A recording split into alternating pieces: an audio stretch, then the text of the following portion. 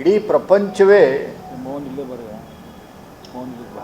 Indian security ಮತ್ತು Indian intelligence ವಿಚಾರದಲ್ಲಿ ಪ್ರಪಂಚದ ಮುಂದೆ ಭಾರತ ದೇಶ ತಲೆ ತಗ್ಗಿಸುವಂಥ ಒಂದು ಇನ್ಸಿಡೆಂಟು ಮೊನ್ನೆ ನಡೆದೋಯ್ತು. ಪಾಲ್ಗಾಮ್ ಅನ್ನುವಂಥ ಒಂದು tourist spot Anantnag district Jammu and Kashmir ರಾಜ್ಯದಲ್ಲಿ ಬರುವಂಥ ಒಂದು ಜಿಲ್ಲೆಯ ವ್ಯಾಪ್ತಿಯಲ್ಲಿ ಬರುವಂಥ ಒಂದು ಟೂರಿಸ್ಟ್ ಸ್ಪಾಟ್ ಅದು. ಆ ಸ್ಪಾಟಲ್ಲಿ ನಮಗೆ ಇರುವಂಥ ಮಾಹಿತಿ ಪ್ರಕಾರ, ನನಗೆ ಇರುವಂಥ ಮಾಹಿತಿಯ ಲಭ್ಯತೆ ಪ್ರಕಾರ ದಿನನಿತ್ಯ ಒಂದು 4,000-5,000 ಜನ ಬಂದು ಹೋಗುವಂಥ ಒಂದು ಜಾಗ. ಏಕಕಾಲಕ್ಕೆ ಸುಮಾರು ಒಂದು 2,000 ಜನ ಟೂರಿಸ್ಟು ಅಲ್ಲಿ ಸೇರುವಂಥ ಒಂದು ಜಾಗ. ರೋಡ್ ಕನೆಕ್ಟಿವಿಟಿ ಇಲ್ಲದೆ ಇರುವಂಥ ಜಾಗ. ಕುದುರೆಗಳ ಮೂಲಕ ಜನಗಳನ್ನು, ಟೂರಿಸ್ಟ್ನ ಅಲ್ಲಿ ಕರ್ಕೊಂಡು ಹೋಗಿ ಜನಗಳಿಗೆ ಅಲ್ಲಿ ಆ ಜಾಗವನ್ನು ತೋರಿಸುವಂಥ ಒಂದು ವ್ಯವಸ್ಥೆ ಮಾಡುವಂಥದ್ದು ಅಲ್ಲಿ ಲೋಕಲ್ ಗೌರ್ಮೆಂಟು ಮಾಡುವಂಥ ಒಂದು ವ್ಯವಸ್ಥೆ ಅದು.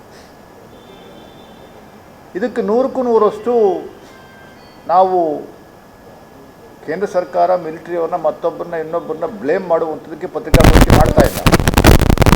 ಸಂಪೂರ್ಣವಾಗಿ ಕಾಂಗ್ರೆಸ್ ಪಕ್ಷ ಇಡೀ ದೇಶದಲ್ಲಿ ಮೊಟ್ಟ ಮೊದಲಿಗೆ ಖಂಡಿಸದಲ್ಲದೇನೆ BJP ಸೆಂಟ್ರಲ್ ಗೌರ್ಮೆಂಟು ಕಳೆದ 11 ವರ್ಷದಿಂದ ನಿರಂತರವಾಗಿ ಟೆರರಿಸ್ಟ್ನ ನಾವು ದಮನ ಮಾಡ್ತೀವಿ, ಟೆರರಿಸ್ಟ್ನ ಬೇರೆ ಸಮೇತ ಕಿತ್ತಾಕ್ತೀವಿ ಅಂತ ಏನು ಹೇಳ್ಕೊಂಬಂದಿರೋ ಅದಕ್ಕೆ ಸಂಪೂರ್ಣವಾಗಿ ತಾಳ್ಮೆಯಿಂದ ನಾವು ಅವರಿಗೆ ಬೆಂಬಲವನ್ನು ಕೊಡುವಂಥ ಕೆಲಸವನ್ನು ಮಾಡ್ತಾಯಿದ್ದೀವಿ.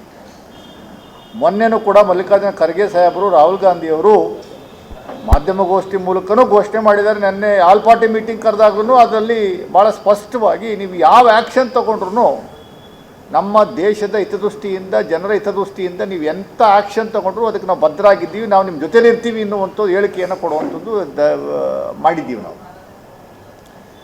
ಇಲ್ಲಿ ಕೆಲವು ನಿಜ ಸಂಗತಿಗಳಿಗೆ ಉತ್ತರವನ್ನು ಕೊಡುವಂಥ ಕೆಲಸ ಸರ್ಕಾರ ಮಾಡಲಿಲ್ಲ. ನರೇಂದ್ರ ಮೋದಿಯವರು ಕಳೆದ 11 ವರ್ಷದಿಂದ ಅಧಿಕಾರದಲ್ಲಿದ್ದಾರೆ, ಪ್ರೈಮ್ ಮಿನಿಸ್ಟರ್ ಆಗಿದ್ದಾರೆ.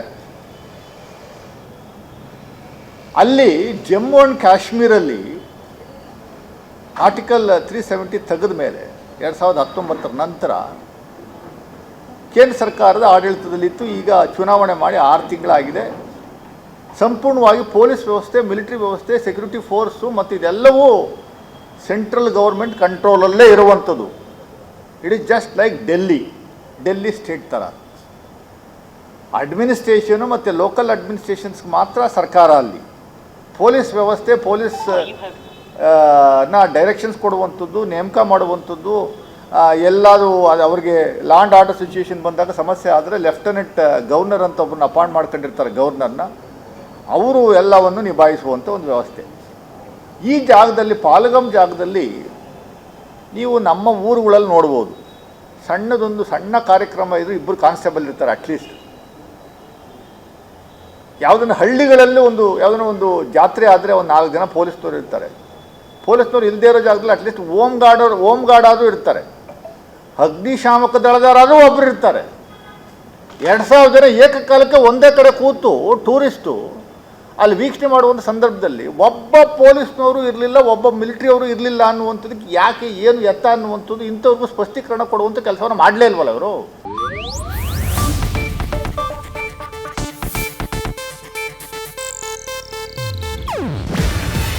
ಇದು ಏಷ್ಯಾನೆಟ್ ನ್ಯೂಸ್ ನೆಟ್ವರ್ಕ್ ಪ್ರಸ್ತುತಿ.